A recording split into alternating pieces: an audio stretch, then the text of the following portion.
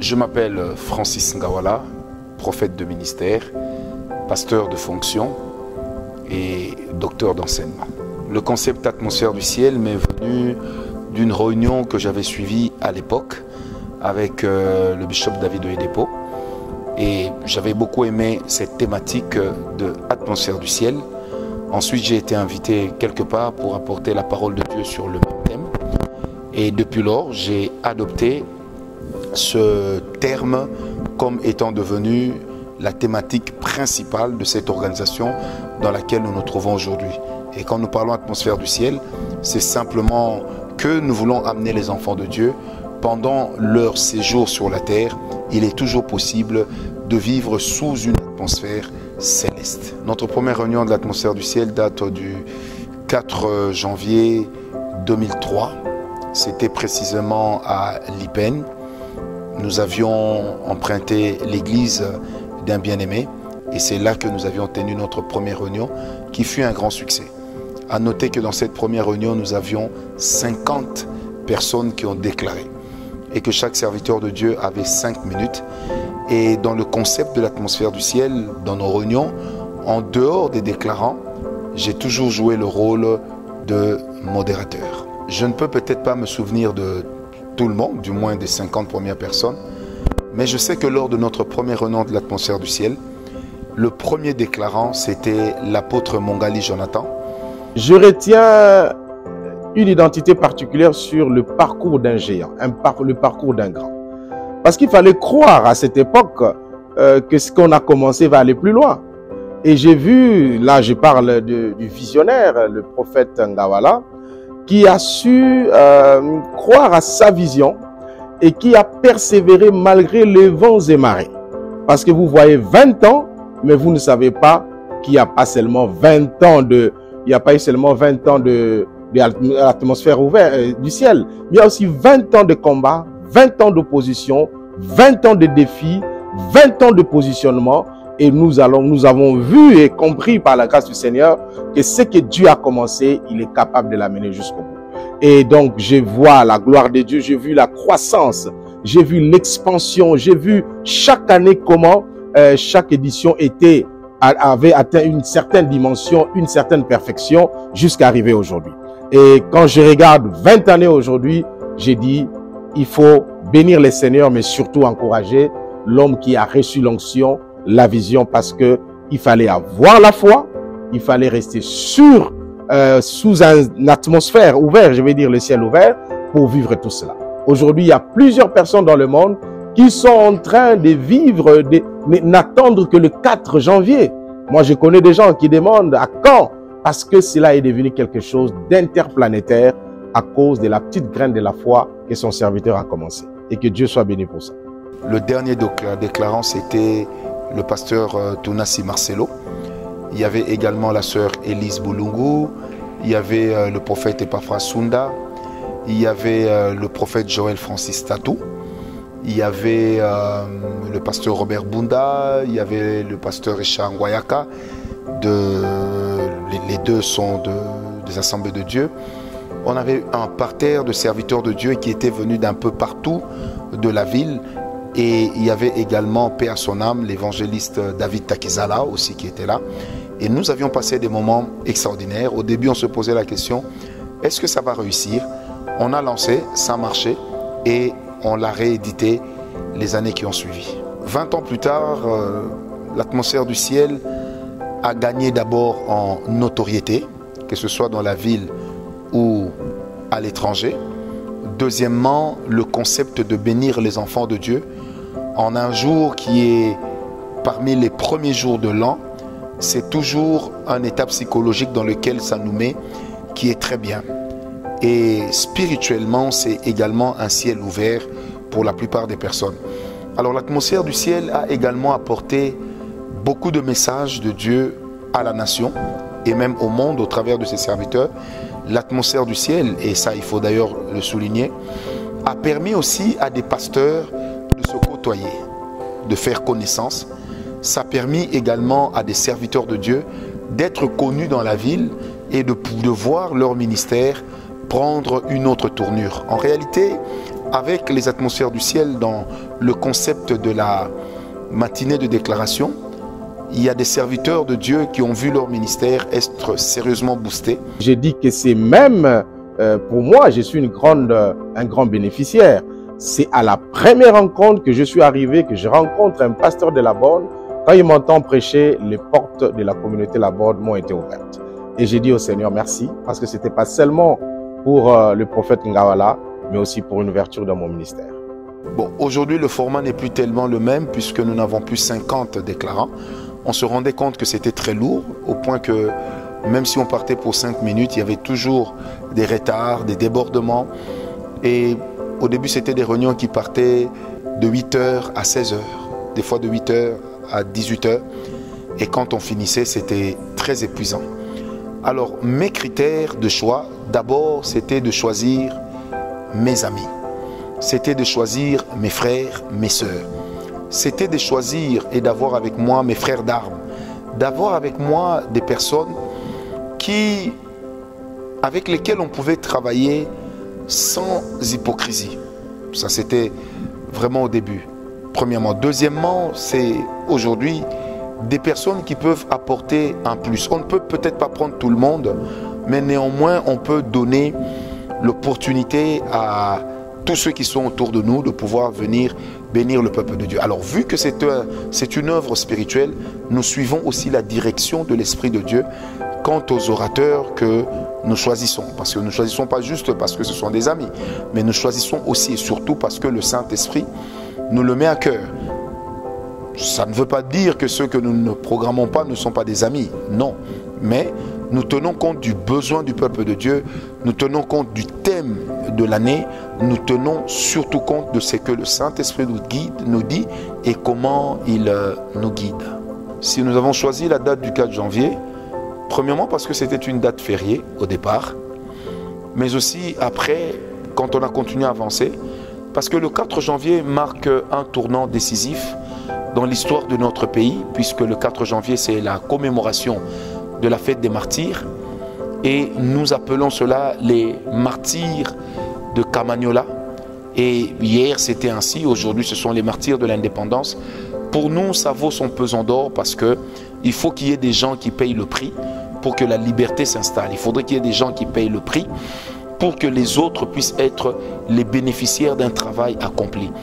Et nous avons également cette grande philosophie, c'est que une génération qui est en train de leader les autres, c'est d'abord celle-là qui doit apprendre à payer le prix. Et nous nous sommes dit, avec les amis, nous allons payer le prix, pourvu que ceux qui viendront après nous puissent avoir des opportunités que peut-être nous, nos aînés, n'ont pas eu à nous donner. Alors vous savez, c'est un peu, ça me fait un peu rire parce que je me rappelle, un jour, nous avions l'atmosphère du ciel, c'était, je crois, en 2006. Et l'un des souvenirs qui m'a marqué, parce que c'était très marrant, c'est lorsque j'ai vu le prophète Mardoché, qui est aujourd'hui en Zambie ou en Afrique du Sud. Pendant qu'il donnait son exemple, je me tenais à côté de lui et puis il a sorti ma pochette. Et tout le monde était un peu, oh, ça se fait pas ça. Et on en a rigolé. Les grands souvenirs marquants, c'était surtout de voir comment, à la fin de la déclaration, nous nous retrouvions tous en train de causer, de rigoler. Et ça me touchait beaucoup. On était là avec plusieurs serviteurs de Dieu et on n'avait pas toutes ces tendances et ces clivages que nous avons aujourd'hui. Ça nous permettait juste de nous sentir frères. Et c'était juste merveilleux de voir à la fin du culte le prophète Epaphras à côté, le prophète Tatou, de voir l'apôtre Mongali, de voir la sœur Élise, de voir le pasteur, le prophète Mardoché, de voir le prophète Mouepou, de voir toutes ces personnes, moi, le pasteur Marcelo. Et nous étions là en train de rigoler. Et je me rappelle même d'une de mes filles qui évolue aujourd'hui à Brazzaville. Elle me disait toujours, papa, je ne peux pas rater le 4 janvier. Je lui ai dit pourquoi. Elle me disait, parce que vous sortez une image de simplicité, d'unité. Et quand on vous voit, on sent que vous n'êtes que des hommes comme nous, mais auxquels Dieu a fait grâce. Et vous nous inspirez par votre façon et votre manière d'être. Nous étions là avec des pasteurs tels que le prophète Mando, Et on a été aussi avec le prophète Dodo Kamba, le docteur Louva et Kaola, le pasteur Mabunduka Daniel, le docteur Aimé Beleke, qui est aujourd'hui pasteur de la borne Cincinnati. Bref, il y avait beaucoup de gens, mais la force de la communion ensemble, c'est ce qui faisait l'éclat même des matinées de déclarations prophétiques. Je dirais que 20 ans plus tard, il y a des domaines dans lesquels l'Église a régressé. Là, je parle de l'Église en tant que corps composé des serviteurs. Je parle de l'Église en tant que corps composé des chrétiens. On a reculé sur plusieurs plans. Aujourd'hui, avec l'avènement des réseaux sociaux, il y a beaucoup d'orgueil, il y a beaucoup d'individualisme. Il y a également, aujourd'hui, entre nous, des guerres qui ne disent pas leur nom. Au point que nous sommes des fois contraints, malheureusement, à détruire même certains passages bibliques, simplement parce que nous ne voulons pas que l'autre là puisse en tirer succès. Hier, nous étions jeunes. Vous savez, il y a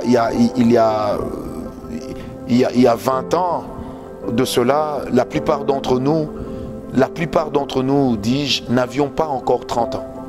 Donc, il y avait également cette fougue de la jeunesse, cette naïveté, mais une naïveté qui était basée sur l'amour, qu'aujourd'hui, on ne retrouve plus. Il y avait le fait que nous puissions être ensemble, discuter, manger, boire, sans se soupçonner d'un potentiel empoisonnement. Il y avait le fait que moi, je pouvais prier, bénir par exemple ceux qui accompagnaient le prophète Jogras. Le prophète Jogras pouvait bénir ceux qui accompagnaient le pasteur Marcelo. Le pasteur Marcelo pouvait bénir ceux qui accompagnaient le prophète Joël Tatou. Et nous étions d'abord un corps, le docteur Silas. Ils sont nombreux et les noms sont en train de remonter au fur et à mesure que j'avance. Le pasteur Flarin Canto et plus tard le prophète Jean Toto et tout ce monde nous ont rejoints.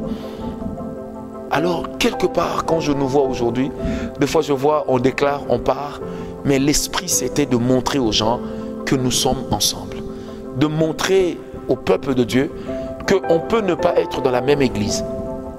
On peut ne pas être dans la même communauté, mais on peut marcher ensemble.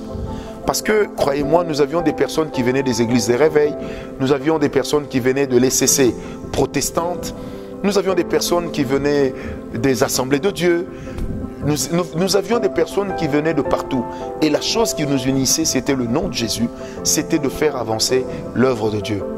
Aujourd'hui, des fois, lorsque vous lancez une invitation à un ami, il vous dira « Ah, nous sommes ensemble, mais il ne faut pas que ma communauté me voie, il ne faut pas ceci. » Alors, ça fait partie des choses qui créent des fois des frustrations entre nous. Et par moments, on se rend compte que nous avons perdu quelque chose. Vous savez, lorsque les individualités existent, ça aide à progresser parce que ça permet également avec un esprit d'amour à ce que nous puissions développer la complémentarité. Mais lorsque cela est remplacé par l'individualisme, il y a l'égoïsme qui intervient. Il y a le fait que chacun voudrait que le monde puisse tourner un peu autour de lui et pas autour d'un autre. Et malheureusement, on en vient à se faire des guerres, à se dire des fois des choses qui ne sont pas gentilles. Et ça fait partie des choses que je regrette énormément. Pour ces 20 ans, nous avons exclusivement placé cela sous la nation congolaise. Je crois que nous sommes une église dans une nation et nous devons faire que la nation puisse bénéficier de ce que le Seigneur a déposé dans ces hommes de Dieu, dans ces serviteurs de Dieu. Nous aurons cette fois-ci deux types de déclarants. Nous aurons les déclarants que j'appelle les déclarants ordinaires. Et de l'autre côté, nous aurons aussi des déclarants que nous prenons compte tenu de leur ancienneté dans l'œuvre de Dieu, compte tenu de leur apport dans l'église de Dieu. Et ces personnes nous apporteront beaucoup. Nous avons par exemple l'archevêque Diamant Kalonji, qui fait partie des personnes qui, dans les années 90, ont révolutionné un peu le chrétien congolais en lui montrant qu'on peut être intelligent, qu'on peut œuvrer pour le bien de la nation, qu'on peut influencer politiquement le pays. Vous avez par exemple l'évêque Ejibaya Mampia qui sera là aussi, pour ne citer que les deux, puisque bien d'autres seront là aussi. L'évêque Ejibaya Mampia par exemple, qui a été député, un homme qui a apporté le prophétique à un point incroyable à l'époque où il était à Mbujimaï, dans le Kasaï. Aujourd'hui, vous le voyez à Kinshasa, il fait partie des rares personnes de leur génération qui vit sans conflit et qui est bien avec tout le monde. Vous avez également le pasteur Jean-Pierre Ndiani, que plusieurs personnes pensent être un jeune, alors qu'il est dans la soixantaine. Par exemple, le pasteur Jean-Pierre Ndiani, pour moi, c'est un visage d'aîné. C'est un visage d'aîné parce que lorsque nous étions, par exemple, à l'époque à la Borne, tout le monde l'appelait grand frère. Tout le monde l'appelait grand frère.